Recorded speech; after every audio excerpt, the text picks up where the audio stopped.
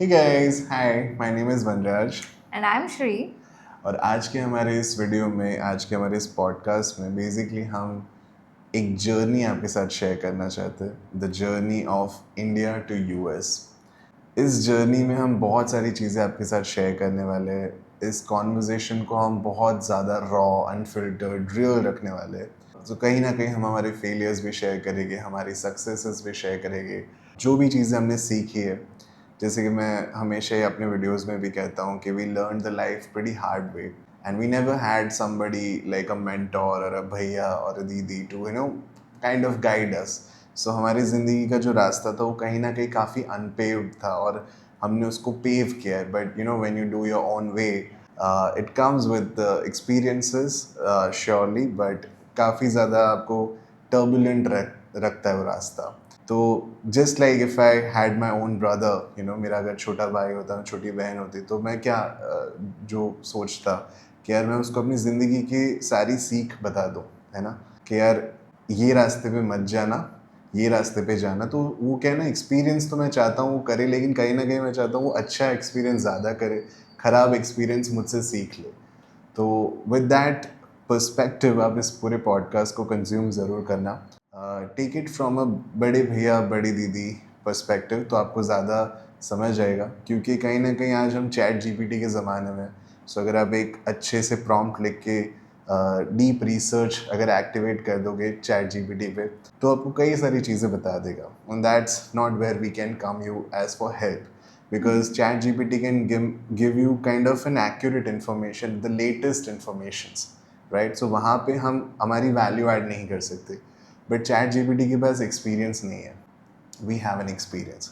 शुभश्री ने खुद वहाँ पे इतने साल रहा है, मैं भी उनके बाद वहाँ पे यूएस में गया था, तो मैंने भी वहाँ पे रहा है, मैंने वो जगह देखी है। चैट जीपीटी क्या करेगा, वो बेसिकली आपको कहीं ना कहीं दूसरी वेबसाइट्स का डेटा अक्यूमुलेट करके देगा, which is fair for the latest information, वो सही रास्ता भी है।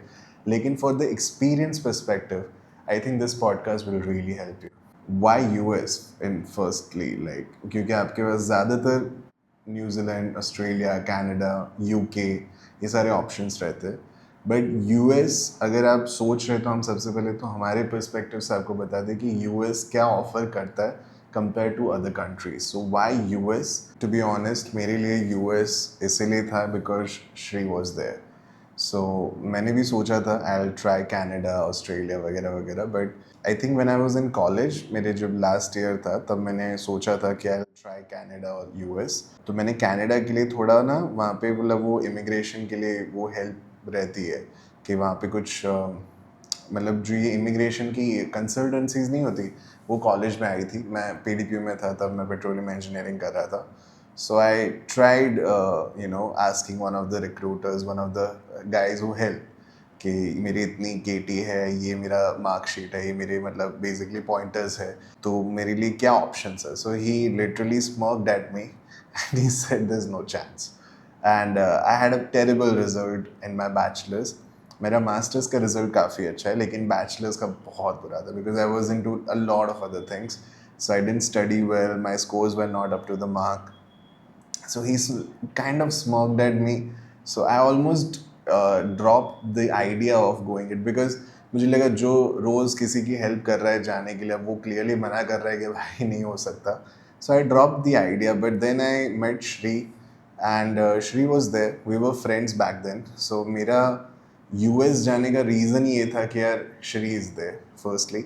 सेकेंडली जो मेरा रीज़न था of why US, and somewhere the first question that was in my mind was कि यार डॉलर में पैसे कमाएंगे, ठीक है, and dollar is very much like, हम कन्वर्जन करते हैं ना हमेशा कि अच्छा डॉलर 70 रुपीज़ है और 75 है, तो मैं वहाँ 75 कमाऊँगा, फिर मैं इधर इन्वेस्ट करूँगा, उसी तरह से हम सोचते हैं। सो ऑस्ट्रेलियन डॉलर हम देखते हैं तो 40-45 हम देखते हैं, फिर कैनेडियन इज़ लाइक सेम।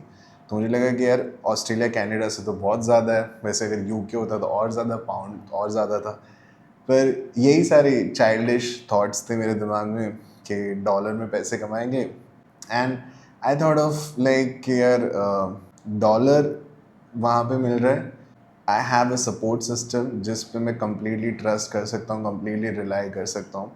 तो मैं श्री के भरोसे ही सोच रहा था कि अच्छा यार वहाँ पे जा सकते हैं वगैरह वगैरह। And then I thought of कि यार ठीक है यूएस चलते हैं। अब उसके बाद तो सिंपल सा यही सवाल दिमाग में आया था कि करोगे क्या। सो बेसिकली क्या होता है, क्योंकि मैंने बैचलर्स किया हुआ था, so you can do your masters there.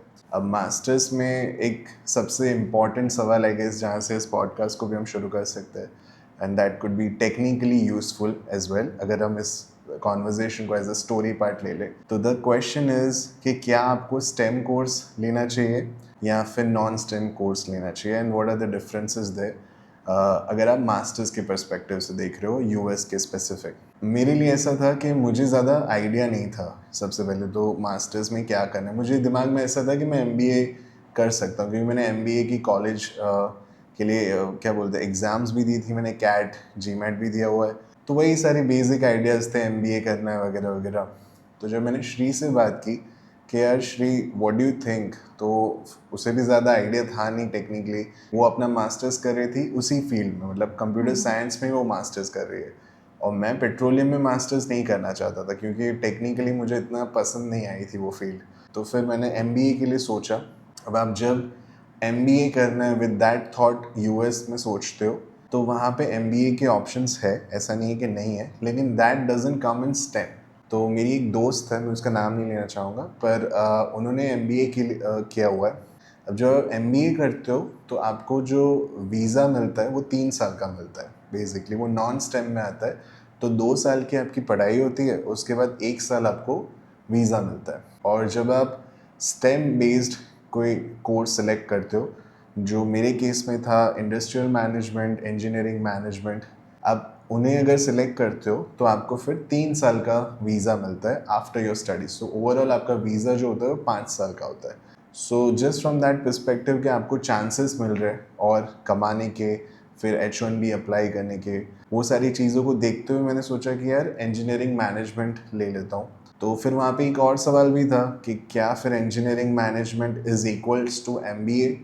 But then मैंने रिसर्च की तो पता चला कि नॉट कम्प्लीटली दो, लेकिन काफ़ी सारे सब्जेक्ट सिमिलर है। तो आप उसको एक तरह से एमबीए का ही एक वर्जन मान सकते हो। तो मैं बोला यार ठीक है, फिर that makes sense. And I think जब मैंने रिसर्च की या फिर एक दो कंसल्टेंसीज में भी मैं गया था, so then I asked there, तो मुझे पता चला कि it's a very common thing. मतलब जो भी इंजीनियर्स रहते हैं ना इंडिया में ज़्यादातर, वो इंजीनियरिंग मैनेजमेंट या इंडस्ट्रियल मैनेजमेंट में से कोई एक ले लेते हैं, अगर वो मास्टर्स श्री की तरह नहीं कर रहे कि उसी फील्ड में नहीं कर रहे, तो वो ज़्यादातर वही ले लेते हैं। So that's a very common thing. So I thought कि ओके देन दैट्स फाइन। वो होता है ना कि एक होटल के पास बहुत सारी गाड़ियाँ खड़ी तो आपको सडनली लगता है कि खाना अच्छा ही होगा। वैसे फिर मैंने इंजीनियरिंग मैनेजमेंट चूज़ किया, एंड या I guess I got the 3 year visa after my college.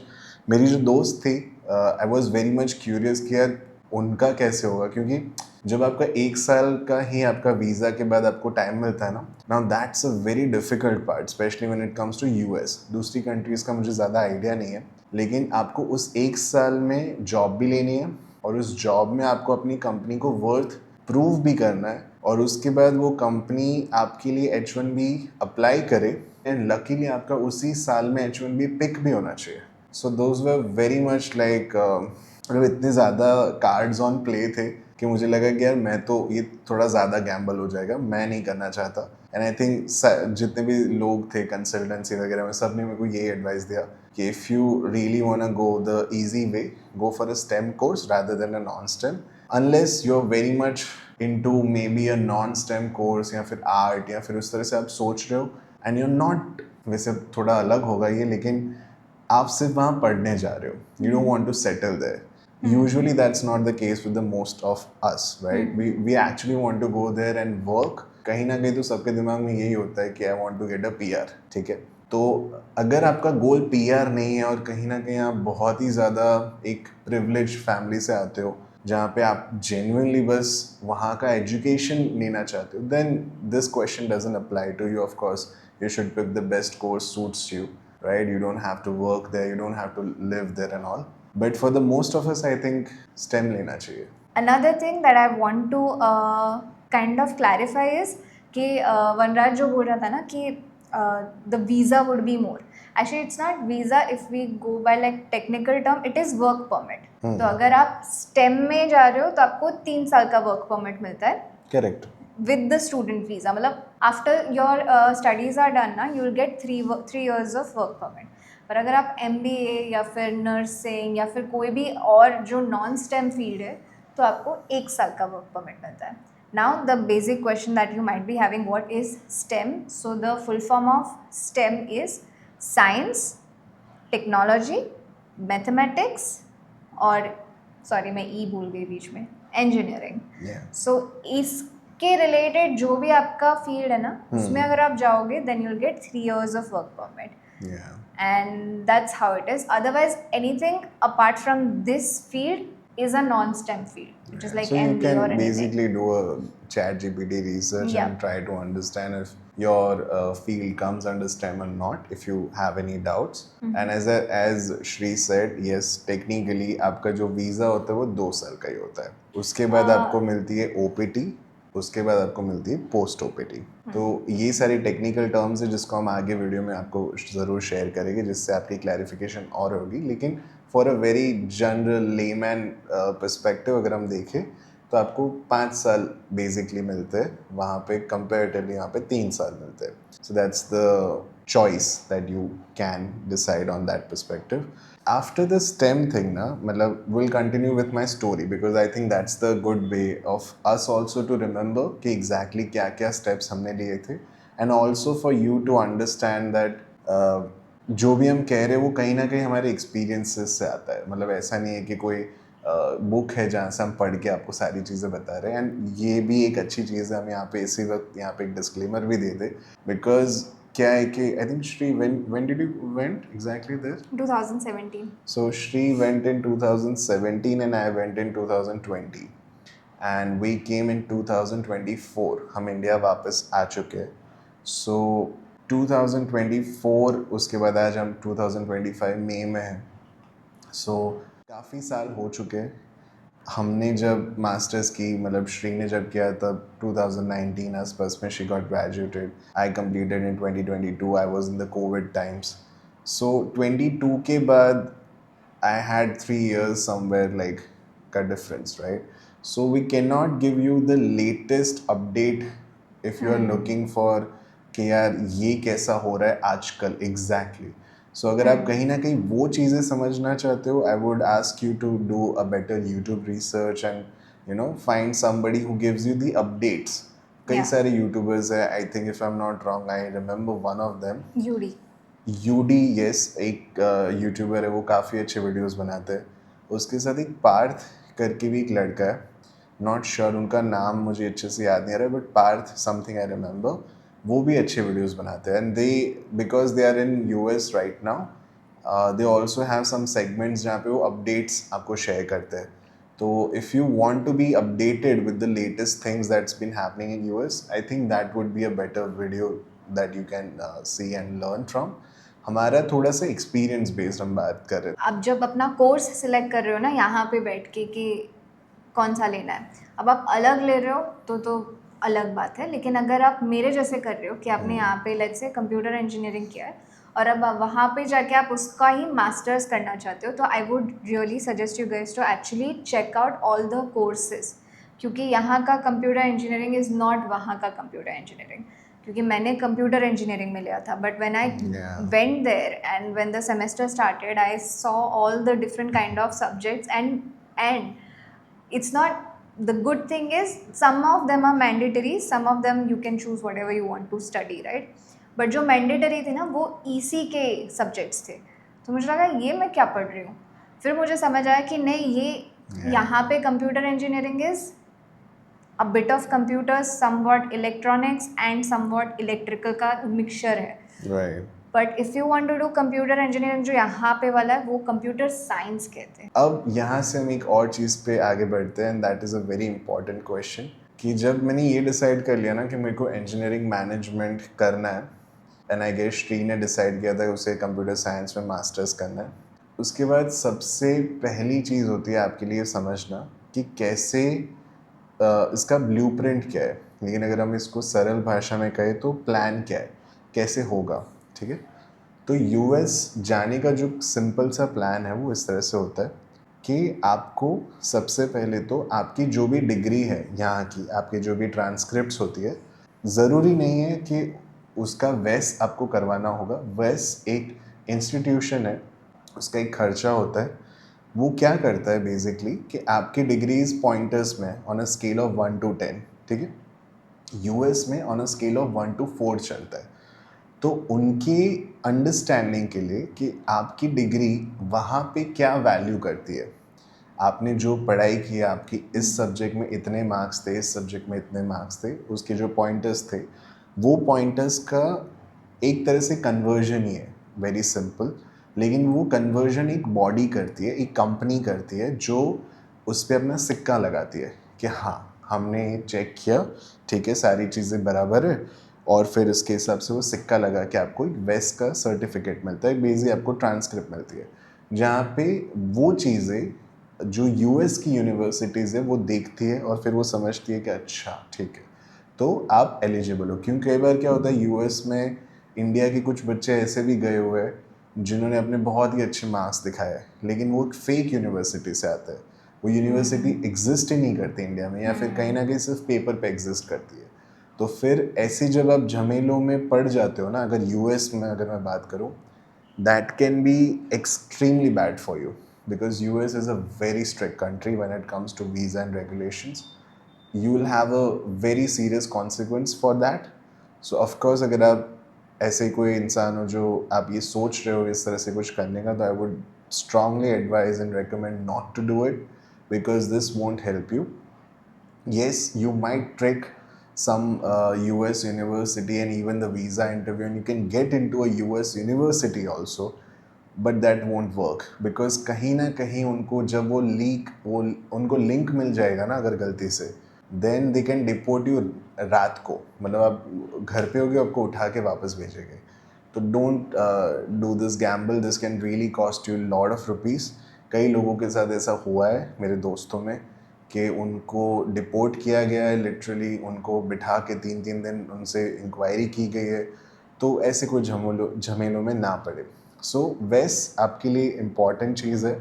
फिर भी आप यूनिवर्सिटी की जो गाइडलाइंस होती है उसे पढ़ ले, जो भी यूनिवर्सिटी में आप अप्लाई करना चाहते हैं।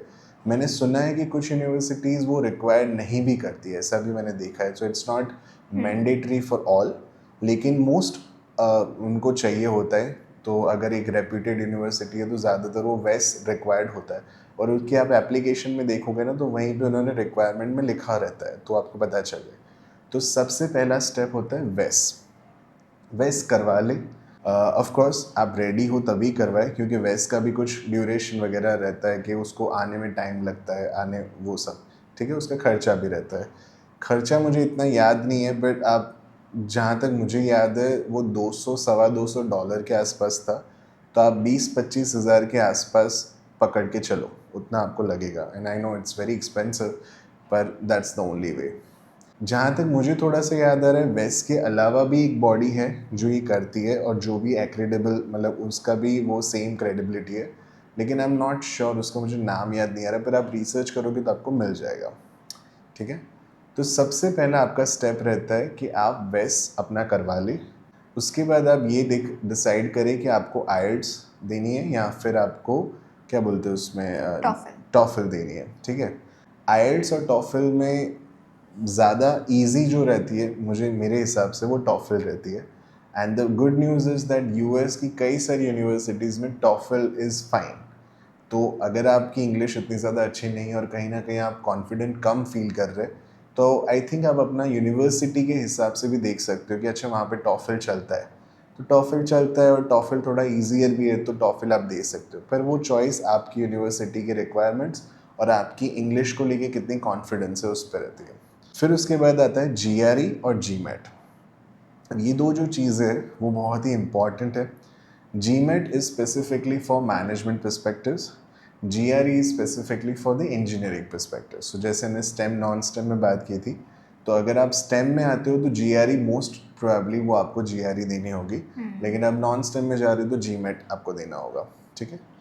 GRE GMAT में चॉइस रहती है, जस्ट लाइक IELTS TOEFL में एक चॉइस रहती है, वेस्ट मोस्ट केसेस मैंडेटरी होता है, लेकिन उसमें भी आई गेस चॉइस रहती है। उसके बाद सबसे इम्पॉर्टेंट स्टेप ये रहता है कि आप अपनी यूनिवर्सिटी और अपने कोर्सेज को देख लें।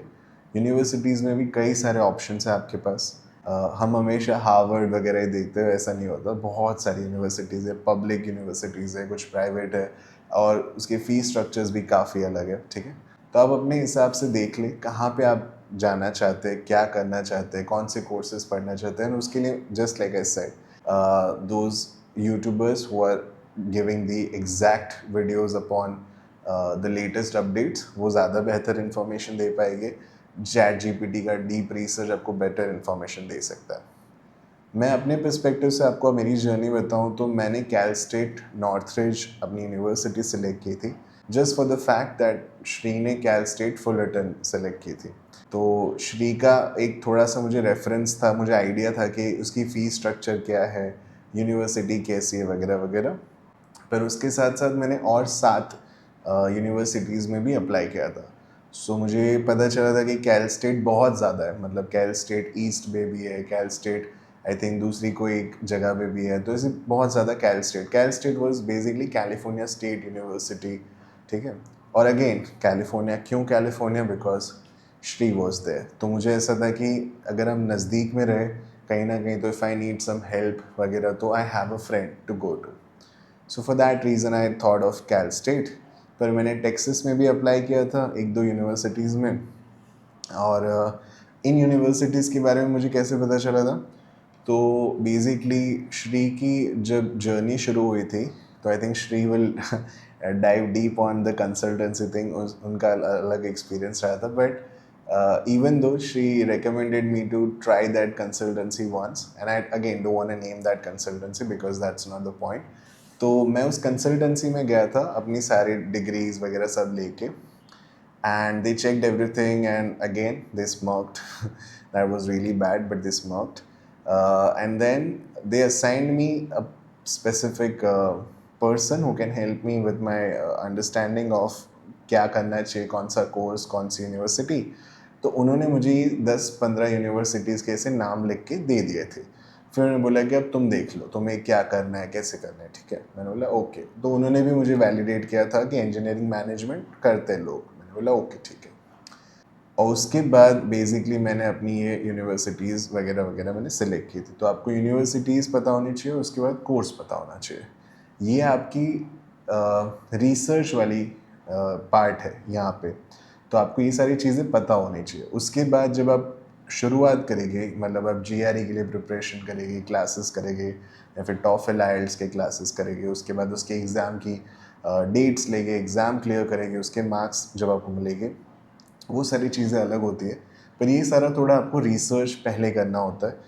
अगेन यूनिवर्सिटीज़ की फ़ीस स्ट्रक्चर्स बहुत अलग होते हैं, आप उससे भी देख लें। क्योंकि कई बार ऐसा होता है, there are some of my friends who are in the Bay Area, तो वहाँ पे जो यूनिवर्सिटीज़ है, सैन होजे स्टेट यूनिवर्सिटी वगैरह वगैरह, उनकी फ़ीस काफ़ी एक्सपेंसिव है। But again those universities are way better than ours. And how better? Because they have a better networks.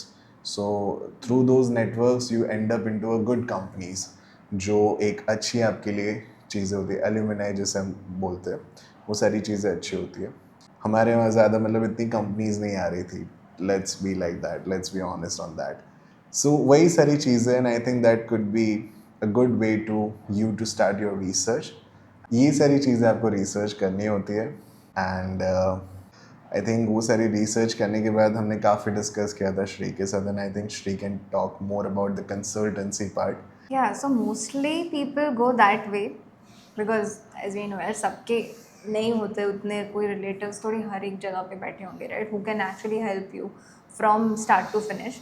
तो मोस्टली है ना सब कंसल्टेंसी के पास जाते हैं, who gives you every idea. मतलब बेसिकली उनका एक्चुअली काम ही ये होता है कि आपको पूरा आइडिया दे कि आपके मार्क्स के हिसाब से आप क्या करना चाहते हो, इस और कहाँ जाना चाहते हो, कौन सी कंट्री में जाना चाहते हो, कौन सी स्टेट में जाना चाहते हो। They give you the list, like Vanraj ने कहा कि उनको एक लिस्ट बनी थी 10-15 यूनिवर्सिटीज़ की, वैसे। So they give you all the idea कि उनको कि आप कहाँ जा सकते हो based on what you want to do. and what kind of projects, like sorry not projects, what kind of courses that you can take, क्योंकि हमें यहाँ पे बैठे के हुए नहीं पता होता ना कि ऐसा भी कोई कोर्स है वहाँ पे. Engineering management, I remember there was one more course MIS, जिसका फुल फॉर्म मुझे अभी याद नहीं है, लेकिन Yeah. बहुत सारे होते हैं. So they are there to help you with that. And as he said, I had a very bad experience. They actually didn't help me enough as much as they Claim to. charged from Yeah, me. charged for. But it's okay. Yeah. That's how it is. I think let's cover this ना. इससे भी discuss करते हैं. Should you pay for a consultancy? क्या आपको consultancy में जाना चाहिए अगर आप US जाना चाहते हैं? What do you think? I don't think so. Okay, I also don't think so. But why do you think that? They just charge you for kind of giving some information that you can get from Google or ChatGPT.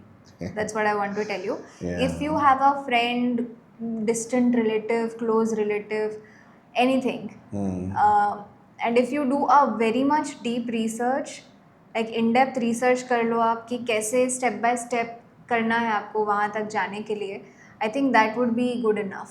क्योंकि mostly मतलब the only thing that I could remember right now that उन लोगों ने मुझे जो teach किया था वो पैकेट कैसे बनाना है, वो पैकेज जो हम यूनिवर्सिटी को भेजते हैं उसमें क्या क्या होना चाहिए, बस वही मुझे तो याद है. What should be the order? I think that will be available on Google, YouTube, I think anywhere. UD और पार्थ ने उस पर एक अच्छा सा वीडियो डेफिनेटली बनाया होगा. नहीं बनाया होगा तो हम बना देंगे.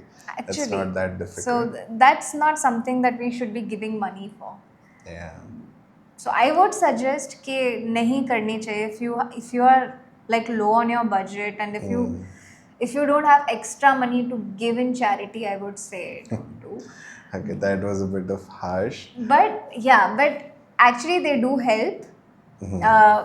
When you have zero idea of what can be there or what kind of universities are there or what kind of subjects, courses are there and what to do next, बिल्कुल भी आइडिया नहीं है, कोई help करने वाला नहीं है, then I would really suggest that please उसके थ्रू जाना so that you guys don't make any mistake and they are there to help you. I don't agree here.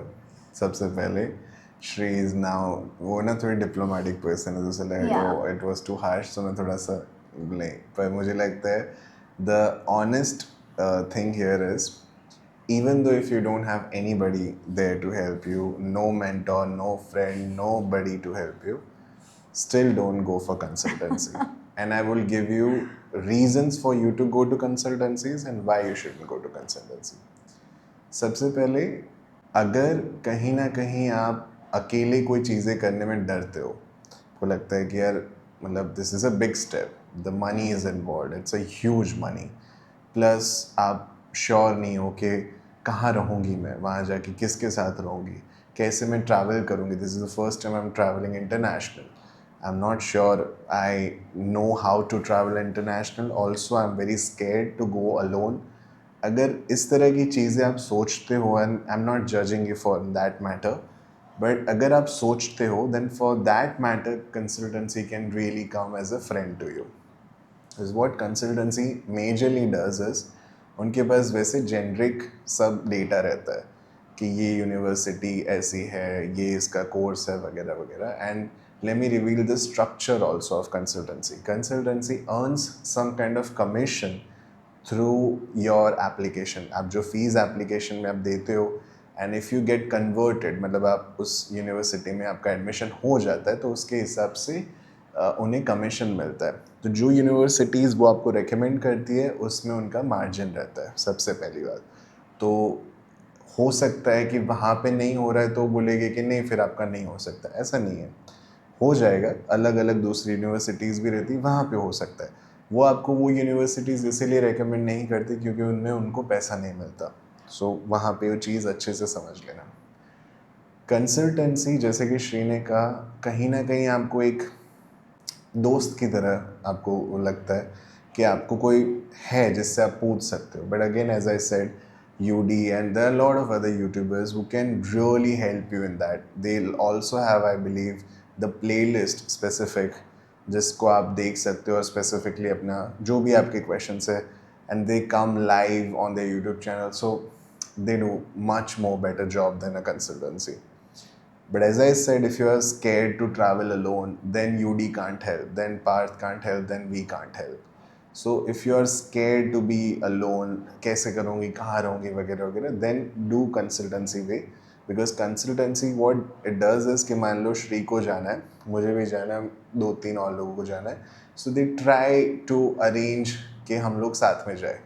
They try to create some kind of a small group जिसमें क्या होता है वो हमें मिलवा देते हैं, हमारे पेरेंट्स भी मिल लेते हैं कि अच्छा आप भी यहाँ महसाना में रहते हो, अच्छा हम इधर गांधीनगर में रहते हैं वगैरह. They do the formal intros and stuff, तो आपकी जान पहचान हो जाती है. उससे क्या रहता है आपको यहीं से थोड़े दोस्त वगैरह मिल जाते हैं, आप साथ में एयरपोर्ट जाते हो, अगर साथ में फ़्लाइट होती है तो वो भी, फिर वहाँ पे आप रहने वहने का कैसे करते हो, सारी चीज़ें थोड़ी सी कंसल्टेंसी आपको हेल्प करती है. कंसल्टेंसी आपको दिमाग आपका ख़राब भी कर सकती है. Because the agent, the person that was assigned to me, she was very rude to me. And it's not like I'm a sensitive kid जिससे कोई harsh statement या upfront straightforward conversation rude लगती है, ऐसा नहीं है. I'm a very blunt guy. I can take मुंह पे, मतलब बात ऐसा नहीं है. But she was just being mean to me. Just being mean. I don't know why she hated me. What was the reason specific, but she was pulling me down all the time. अब मुझे पता है कि मेरे grades इतने अच्छा नहीं है, लेकिन इसका मतलब ये नहीं कि आप मुझे, एक तो कंसल्टेंसी में ना आपको जो पैकेज मिलता है वो भी आपके ग्रेड्स के हिसाब से होता है. That's also one thing. Shri का जो पैकेज था, जो भी कंसल्टेंसी ने उनसे चार्ज किया था, वॉज वे चीपर देन मेरा, क्योंकि मेरा ज़्यादा उसमें था ना, मेरी केटीज़ वगैरह ज़्यादा थी, तो कंसल्टेंसी को लगा कि बकरा आ गया. तो अब इसको भाई तुम्हारा तो काम बहुत ज़्यादा है, तुम्हारा एडमिशन बहुत डिफ़िकल्ट है, so you charge, you will be charge double. So I actually paid double, then I was being treated that way. और कहीं ना वो आपको मना ही कर देते. मतलब आई वाज वेरी ऑप्टिमिस्टिक. मतलब मुझे ऐसा था कि यार कहीं ना कहीं कोई तो यूनिवर्सिटी होगी जो मुझे एक्सेप्ट कर सकती है, राइट. तो फाइन, ठीक है, मुझे दुनिया की बेस्ट हार्वर्ड नहीं मिल रही तो चलेगा ना, मतलब कोई बात नहीं, मतलब मैं किसी भी यूनिवर्सिटी में चला जाऊँगा, as long as it's real university, not a fake one. But since, जैसे मैंने कहा ना, मुझे बाद में पता चला कि उनका कमीशन रहता है, तो वो मुझे रेकमेंड ही नहीं कर रहे थे. मैं 2-3 और दोस्तों से पूछ रहा था, तो उन्होंने बोला कि ये 2 यूनिवर्सिटीज़ में ट्राई करके दे. एंड मैंने actually used to ask them, because मुझे लगा कि उनसे बात करनी चाहिए. They used to just be little me and like नहीं वो तो बहुत ज़्यादा है, आपके उससे बाहर है. लाइक बट ठीक है, मुझे ट्राई तो करने थे, मतलब इतना क्या डिफ़िकल्ट है. तो then they were being mean, and then मैंने और श्री ने बात की, मुझे लगा कि यार नहीं, बात सही है, we should try our way one way. तो उन्होंने तो मुझे एक्चुअली मना किया था, and this is true for some extent. Actually उन्होंने मुझे कहा था कि 2-3 यूनिवर्सिटीज़ में ही अप्लाई करना, आप जो पैकेज बनाते हो सिर्फ 2-3 में ही करना. And I am like why, मैं तो 10 में कर दूँ, क्या दिक्कत है. तो जब आप 10 में करते हो और वो सारी चीज़ें वीज़ा ऑफिसर को पता होती है कि आपने किस में अप्लाई किया हुआ है, एंड क्योंकि उसमें रिजेक्शन आता है, तो वो रिजेक्शन के बेस पे शायद आपका वीज़ा रिजेक्ट हो सकता है. शायद आपको वो क्वेश्चन पूछ सकते हैं कि why you being so greedy, आपको सब जगह क्यों अप्लाई करना है. मतलब दिस शोज काइंड ऑफ कि मुझे बस मिल जाए. आप जेन्युइनली एक एसेट नहीं हो, आप लायबिलिटी हो, आप पढ़ने में इतने अच्छे नहीं हो. और कहीं ना कहीं ये जो देश होते हैं ना, मतलब डेवलप देश, वो भी वैसे ही होते हैं. जैसे क्लासेस में नहीं होते टॉपर कोई लेते, आईआईटीज़ में भी होता है ना कि सब टॉपर कोई ले रहे हैं और फिर बोलते हैं कि हम तो टॉपर्स रिलीज़ करते हैं. टॉपर को लेके टॉपर ही रिलीज़ करोगे ना यार, फेलियर को लेके टॉपर बनाओ. तो ये यूनिवर्सिटीज़ भी वैसे ही होती है, वो भी कोशिश करते हैं. तो उन्होंने मेरे को मना किया था, let's be real here. And मुझे मतलब लगा भी था कि बात तो सही है, पर मैं फिर भी आई एम अ गैम्बलर इन सम वे, तो मैंने फिर भी गैम्बल किया था. मैं बोला नहीं यार, मैंने उनको सिर्फ 3 ही बोला था कि हाँ I applied in 3, but actually मैंने 7-8 में अप्लाई कर दिया था. बिकॉज कहीं ना कहीं मुझे भी डर था कि यार इतने अच्छे मार्क्स तो है नहीं, और what if I miss the intake. So yeah there is some intakes also that you need to understand. लेकिन उसके बारे में बताते हैं. तो वो इनटेक मिस ना हो जाए, नहीं तो फिर मुझे 6 महीने और वेट करना होगा कि जब मैं दूसरा इनटेक आएगा फिर मैं अप्लाई कर सकता हूँ. तो मैंने तो गैम्बल लिख लिया था, and somehow it turned out to be a good gamble. मेरे को 7 रिजेक्शंस मिले थे. मतलब आई अप्लाइड इन 8 और 7, और उसमें से मुझे ऑलमोस्ट सब ने मना कर दिया था, सिर्फ कैल स्टेट नॉर्थरिज ने मेरे को कहा कि ठीक है भाई आ जाओ, कोई दिक्कत नहीं है. And I partied that day. So उसके बाद जो भी प्रोसेस रहती है, जैसे श्री ने कहा पैकेज वैकेज बनाना रहता है. एप्लीकेशन इज़ वन थिंग, कैसे अप्लाई करते हैं यूनिवर्सिटीज़ में, that's one thing. Then when you apply you have to pay the fees, तो आप फीस वगैरह पे करते हो. उसके बाद आपको कई सारे स्टेप्स होते हैं, जैसे कि आपकी मार्कशीट्स की जो कॉपी होती है उसमें आपको स्टेटमेंट ऑफ पर्पस एक बनाना पड़ता है, फिर लेटर ऑफ रिकमेंडेशंस होते हैं. तो ये सारी चीज़ें आपको लगती है और वो सारी चीज़ें आपको अरेंज करनी होती हैं in some kind of order and then prepare a packet. और उसको आपको फिर यू पेन से ही करना है, वो वाली पेन नहीं चलेगी वगैरह वगैरह. Star pen. स्टार पेन वगैरह. उसके बाद आप पैकेज बेसिकली सेंड करते हो through whatever courier service you like. And then in those things like consultancy कहीं ना कहीं आपको मदद करती है. उसके बाद I think when you clear your admission process, okay when you clear your admission process, उसके बाद जो वीज़ा इंटरव्यू रहते हैं उसमें भी कंसल्टेंसी क्लेम करती है कि वो हेल्प करती है. उसमें वो क्या करते हैं, बेसिकली आपको mock-up interviews. Interview mock interviews वो सेटअप करते हैं. And you can practice, like basically वो 2-3 आपको मॉक इंटरव्यूज देते हैं, उसमें आप जाओ, दिल pretend to be visa officers and you can have a good आप अपना कॉन्फिडेंस बिल्ड कर सकते हो शायद. पर जितना मुझे उनका वो रवैया लगा था ना, मुझे लगा इनका मॉक इंटरव्यू अगर मैंने अटेंड कर लिया ये मेरे को डीमोटिवेट ज़्यादा कर देंगे. So I chose not to use any of their service except मैंने पैकेज के लिए उनकी हेल्प ली थी.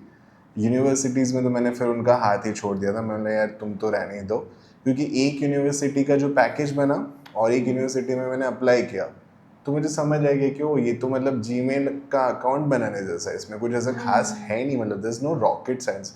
If you are an engineer you can definitely do all this. तो मुझे समझ आ गया कि भाई ये तो नॉर्मल है, इसमें क्यों इसको मैं रोज़ फ़ोन कर रहा हूँ, मेरे को ये गालियाँ दे रही है, चिल्ला रही है मेरे पे फ़ोन पे, है ना. तो मैंने फिर अपने हिसाब से ही कर लिया था. सिर्फ पैकेज में आई टुक हेल्प. फिर उन्होंने कहा था मॉक वॉक में आ जाओ, मैं नहीं आ रहा, मैं खुद ही प्रिपेयर कर लिया. So this is the complete consultancy experience.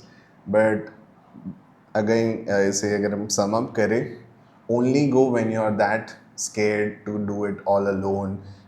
The money is quite high and you're not sure about all this. Consultancy will help you in some extent, but I think GPT can help you better, YouTubers can help you better, and it can save you money. But again, depends on your own perspective and choices. हमने दोनों ने consultancy लिए, even though we clearly don't recommend, but we took it. As I said we learn the hard way. We did it and then we realise. मैं तो half में ही छोड़ दिया था. आई थिंक श्री ने तो फिर भी कंप्लीट की थी ना शायद. श्री ने भी नहीं, अच्छा श्री ने भी नहीं की थी, श्री के भाई ने की थी I guess. Yeah Shri's brother did it. So we ditched the consultancy in half of the process. So that's our I think experience and hopefully it can help. Yeah. So with that being said, इस video को हम यहीं पे wrap up करते हैं. मेरा नाम है वनराज. And I'm Shri. Thank you so much for watching this video.